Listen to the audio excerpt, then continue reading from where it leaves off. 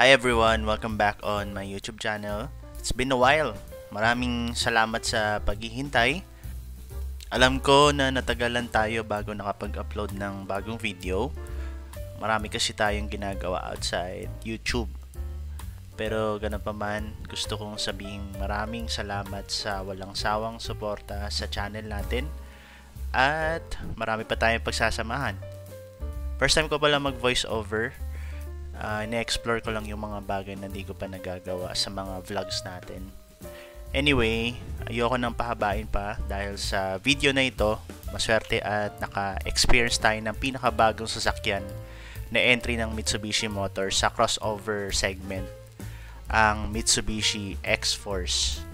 Sa video na ito, i-share ko sa inyo ang aking driving experience, observation at iba pang dapat mong malaman sa Mitsubishi X-Force. Sa Mitsubishi pala nagtatrabaho asawa ko, kaya if gusto nyo mag-inquire ng X-Force, Triton, G4 at iba pa, ito ang kanyang contact details. Feel free to send her a DM. Umpisahan pala natin sa labas. Ang X-Force ay mayroong habang 4,390mm, lapad na 1,810mm at 1,660mm na taas. Samantala, ang ground clearance naman nito ay 193mm. Engine pala nito ay similar sa Expander, 1.5 liter gasoline engine, at ang engine transmission naman nito ay CVT. Ang tires naman ni X-Force ay 225/50 rim 18 na may 18-inch two-tone alloy. Parehas naman na disc brake ang front and rear brakes at equip ito ng ABS with EBD at ng brake assist. Gumagamit naman ng MacPherson strut with coil spring and stabilizer ang front suspension ng X-Force at torsion beam naman ang rear. Dalawa ang available variant ni X-Force sa Philippine market. Ito ang GT at ang GLS. Ito naman ang features na meron si GT na wala kay GLS.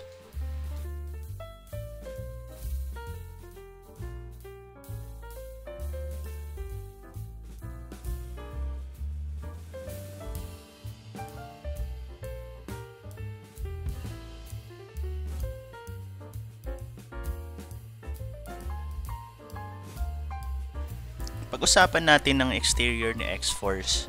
Sa harap, T-shaped design ang headlight ni X-Force. Ewan ko kung di ka pa makitang nagamit ng turn signals kasi parang mas maraming amber lights ata ang napapansin ko kaysa sa mismong ilaw ng headlight. Sa gilid naman, mayroong accent sa bandang ilalim ng mga pintuan na nagke-create ng effect na parang mas mataas siya. Hindi ka naman mahihirapan pagdating sa side visibility dahil malaki ang side mirrors niya. T-shape din ng kanyang taillights. Gaya ng sa harapan, hindi masyadong overly design itong X-Force. Kumbaga pinag-isipan. Oo nga pala, speaking of power tailgate, kay GT variant lang yun available. Ang napansin ko, ang plate light ni X-Force ay nakamount sa rear door. Kaya pag naka-open ang rear door, mawawala ng ilaw ang plate number. Wala naman akong nakitang negative para doon at mas madali din ma-access ang plate light kung gusto ko palitan ng ilaw. Punta naman tayo sa loob. Malaki ang interior space ni X-Force. Black ang headliner kaya parang sporty ang vibe. Pagdating naman sa mga sidings, maraming plastic materials pero good quality naman. May mala checkered accent ang space malapit sa door opener. May leather at piano black trims kung saan nakamount ang controls ng mga salamin, side mirrors at yung mismong ambient light na doon mo makikita sa ilalim ng mga piano black trims. Para sa akin, di ko lang nagustuhan yung door lock design ni X-Force. Para kasing na-off yung pagiging futuristic niya. Although, nakakamiss yung ganitong design ng mga lock ng sasakyan kasi huling nakita ko to sa mga kotseng 90s pa. Yung mga upuan naman, leather ang seats with heat guard kay GT. Si GLS naman ay naka-fabric seats. Sa likod naman, ito ang itsura ng luggage space. Unfortunately, wala akong saktong sukat ng luggage space. Pagdating naman sa area ng shift knob hanggang center console, combination siya ng piano black at hard plastic materials. Nasa driver mo makikita at ma-access ang push start engine button at ang drive mode selector. Sa passenger side or kanan naman ang electronic parking brake at auto hold switch. Parang naka-elevate ang design nitong area ng shift knob bago mismo sa cup holders, which I think para bigyan ka ng sporty feel.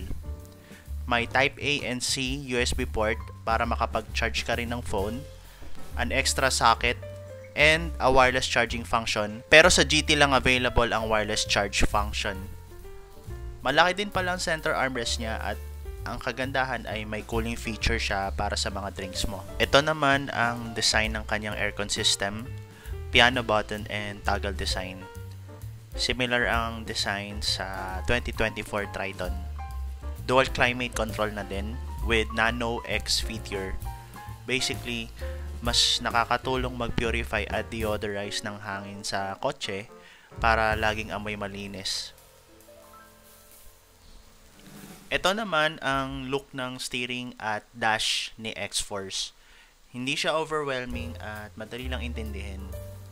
8-inch nga pala ang digital meter display at 12.3-inch naman ang screen ng infotainment system ni X-Force.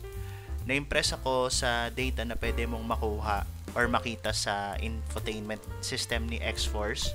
Merong responsive, avionics, reliable, adventurous, driving score, at kahit simpleng wallpaper pwede mo nang gawin as display na depende sa'yo kung anong gusto mong gamitin.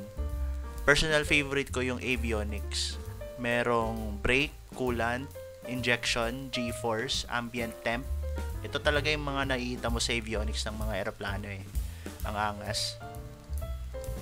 After naman ng infotainment system, may fabric material na ginamit si Mitsubishi.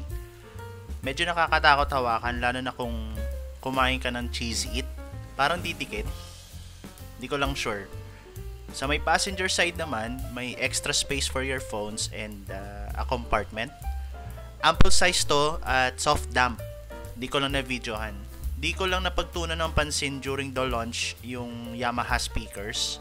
Para sa akin, parang nagkaroon ng additional clarity yung sounds pero di ko madama yung bass dahil sa ingay ng paligid during the film.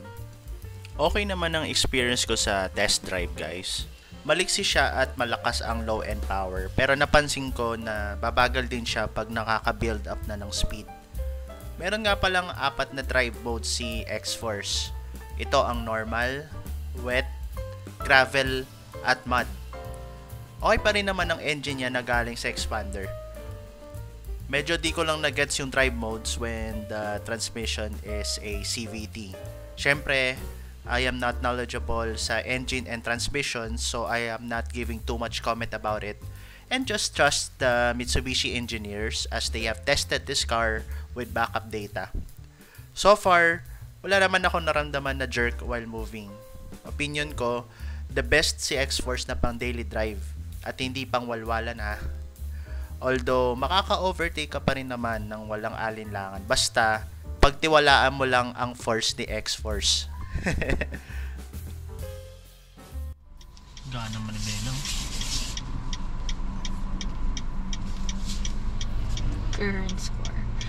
Current score ng Echo score 4 out of 5 naman. Rating. Ganun ako smooth man tra. Yan ko suga na yan.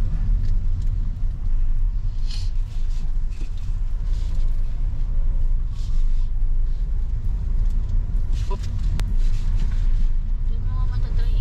Tayo pa sa lubak. Meron ako sa lubak. Damo-damo na diretso mo. Para subok talaga. Tapos nakita nila may mga damo-damo yung bulong. Saan tayo dumaan? Doon nga yung 4x4. Wala kang makita niya.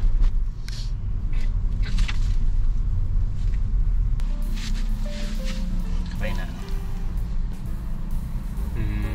May mga stops. Avionics. Brake. Grabe no. Coolant. Parang nakakahilo na. May ano siya.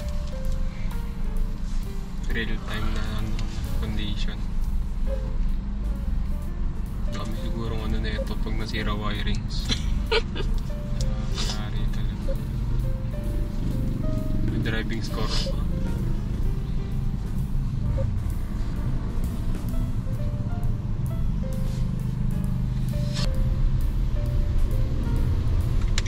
Traffic kaya ang tagal nila bumalikan.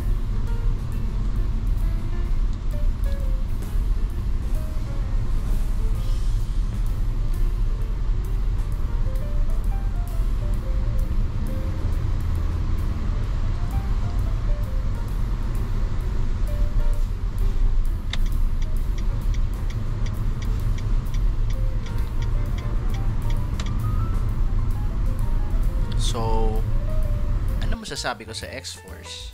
Sa exterior, futuristic at stylish. Futuristic dahil sa dynamic shield design ng Mitsubishi, while stylish kasi bawas ng mga aggressive details, curves, at more into being simple pero elegante ang datingan. Sa interior, pinaka nagustuhan ko yung infotainment. Yung Nano X feature ng AC rin is isa rin sa mga nagustuhan ko. Tingin ko may specific target na market ng Mitsubishi kasi clearly sa price niya na 1.36 million at 1.58 million, pwede ka na bumili ng expander which is mas malaki. But then, hindi lang passenger count ang dahilan kung bakit nabili ng sasakyan ng karamihan sa atin. Kung ako tatanungin mo, the best to sa mga nag-work sa corporate, manager, doctor, parang it defines your lifestyle 5 days in a week na work, tapos sa 6th day, gala, minor off-road para sa camping. Marami pang iba. Well, thank you guys for watching and see you sa next vlog.